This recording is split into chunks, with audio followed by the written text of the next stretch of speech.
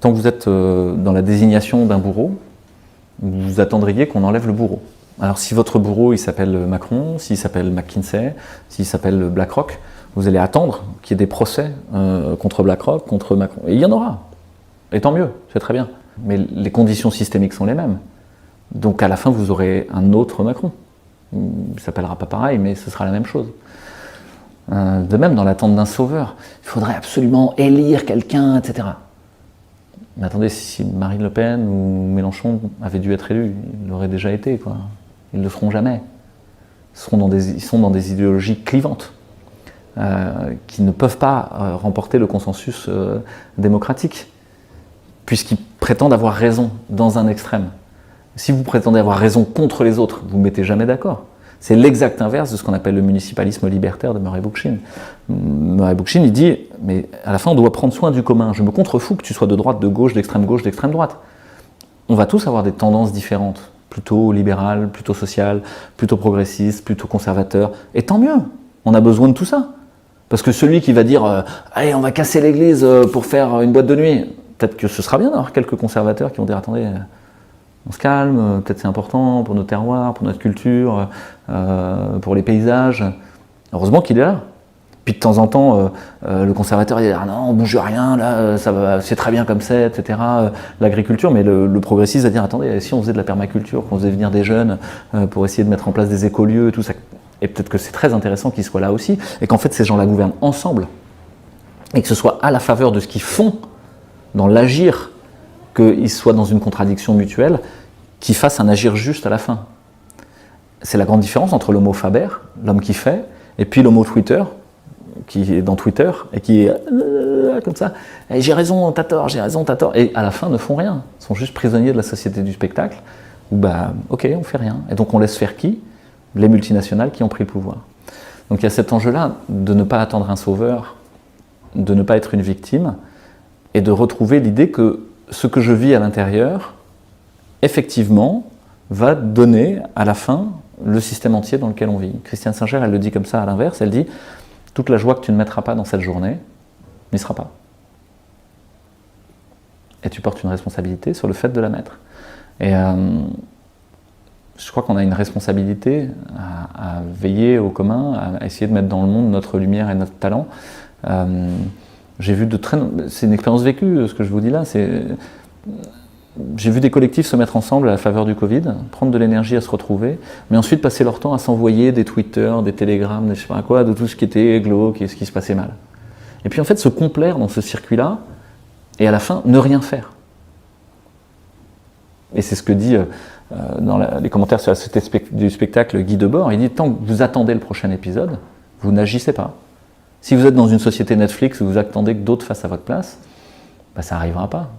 Mais par contre, d'autres, pendant ce temps, eux, ils vont le faire. Et donc ce sera leur centre qui va définir le centre de notre société. Donc les gens qui sont agissants aujourd'hui, dans les multinationales, etc., on ne peut pas vraiment leur en vouloir. On leur laisse un espace vacant. Ils le prennent. Bah, c'est à nous de le reprendre. Mais effectivement, ça veut dire bouleverser sa vie. Ça veut dire peut-être que ce que je fais jusqu'à aujourd'hui, en fait, n'a aucun sens. Que je suis dans un bullshit job, un job à la con, de David Graeber, vous savez, cet anthropologue, qui a montré qu'une grande partie des travaux salariés aujourd'hui n'avaient aucun sens, ne servaient à rien. Bah, si à un moment je questionne ça, je me dis, mais est-ce que ce que je fais est utile au commun, est utile au bien commun, permet de fournir, nourrir une cohérence collective, bah là, au fond, je suis agissant et je suis déjà en train de transformer le monde. Donc on parle sur des grandes considérations, mais en vrai, c'est plus simple que ça. Vous avez déjà beaucoup fait contre le totalitarisme quand vous avez commencé à rediscuter avec votre beau-frère, pour le dire simplement. Il n'y a pas besoin de faire des partis politiques, des procès retentissants, etc.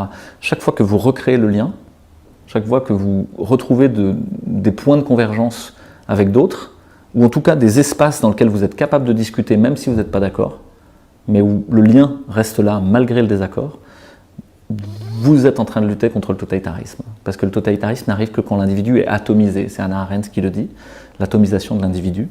Et donc, tout est fait aujourd'hui pour nous atomiser. Vous êtes pour l'Ukraine, pour le vaccin, contre le truc, contre la science, contre je sais pas quoi, pour le climat, contre le climat. Et si on avait une position médiane, qui était, moi je suis ni pour ni contre en fait, ce qui compte pour moi c'est pas d'avoir raison, Ce qui compte, c'est qu'on arrive à se parler. Il y a une expression latine qui dit « in medio stat virtus ». Dans la voie médiane, dans le milieu, souvent c'est traduit par il y a la vertu, se tient la vertu. Mais virtus, c'est pas la vertu. Virtus, c'est la force. C'est la puissance d'agir. Dans le milieu se tient la puissance d'agir.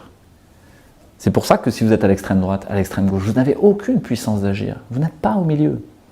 Arriver à être au milieu et dire, ça dépend des jours en fait, moi je suis un peu à gauche, un peu à droite, ça dépend avec qui je suis au fond. Et ça, il y a beaucoup de gens qui l'ont déjà compris, à la faveur des gilets jaunes, à la faveur du Covid encore plus, et qui ont quitté les appartenances dans lesquelles on cherche à nous laisser par la propagande officielle. En disant, je m'en fous en fait de ton parti politique, pour moi ça n'a pas d'importance. Et là tout de suite je suis un peu d'accord avec toi sur ce truc-là, sur tel autre non. Peut-être, et on va réussir à trouver un point d'accrochage, quoi, où on arrive à se mettre un peu d'accord sur ce qu'on a envie pour notre société. Et pour moi c'est ça le point clé aujourd'hui de transformation, c'est est-ce qu'on arrive à trouver ce point d'accord sur ce qu'on voudrait que notre société soit. Et pour le moment je vois deux dimensions. Je vois des gens qui ont la flemme, qui n'ont pas envie de se prendre la tête. C'est pour ça qu'il dit, quoi, je ne peux pas me prendre la tête. Moi, je veux jouir sans entrave. Aller Netflix le soir, tu sais, ma journée, c'est déjà compliqué. Alors, si tu viens me baïtiner avec les vaccins, machin, c'est bon, quoi.